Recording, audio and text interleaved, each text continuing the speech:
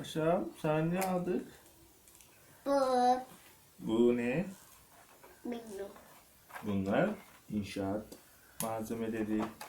Uçum. Şuradan mı açalım? Oradan açalım. Buradan açılıyor herhalde. Oradan açılıyor. Daha. Hadi açalım. Dur. O ne?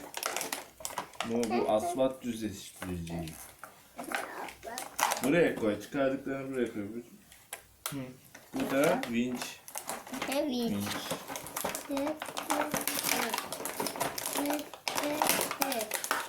Bu neymiş? Bu da kepçe operatörümüz. Bu da damperimiz.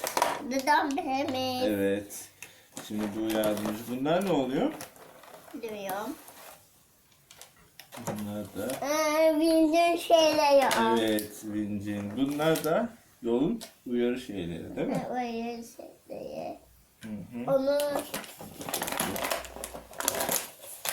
Yoksa bunlarla mı vinç yapıyoruz ya? Bilemedim ben. bizim şeyleri takma şeyleri Ha, takıyoruz. vinci buna takacağız. Ha, aferin. Sen daha iyi biliyor musun ya? Ben bilemedim sanki. Hı hı. Evet. Şimdi bir de bunlar da var.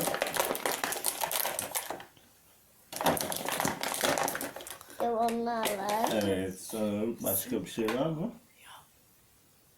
Hmm. Evet. Tamam. Bitti bu oyuncaklarımız. Şimdi Oynama. bu damperimiz, bu kepçemiz, bu da yol düzleştirecek. Bunları da uyarı olarak yollara koyacağız değil mi? Yolda koyacağız. Bunu Bunları nasıl takıyoruz acaba? Bunu bilemedim ben. onu yapıyoruz tabii ki. Nasıl oluyordu bunlar ya?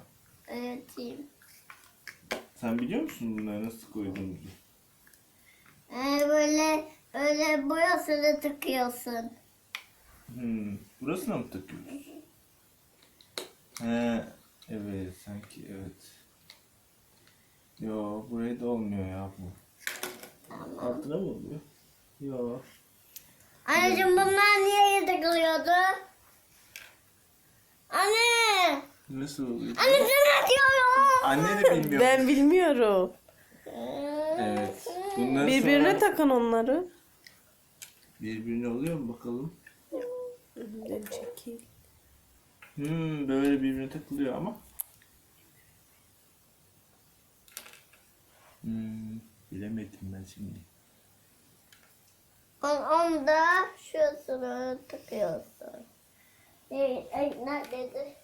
Aha, ben gitmişim. Hiç oynamayacağım. Böyle bir dönüyor mu bu? Ha, bu yukarıdan dönüyormuş. Anladım şimdi. Tamam.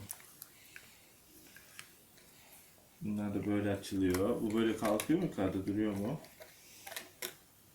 Bu yukarıda durmuyormuş. Değil mi? Evet. Bugünkü oyuncaklarımız bunlar. Şimdi bir dahaki oyuncaklarımıza kadar şimdi bunlarla oynayacağız. Değil mi babacığım? Ama ben oynatacağım bunları sen. Evet, tamam. Ben oynatacağım. Ben kepçeyim. Bunları bana veriyormuşsun. Hı hı. Hadi. Bunları böyle dolduruyormuş.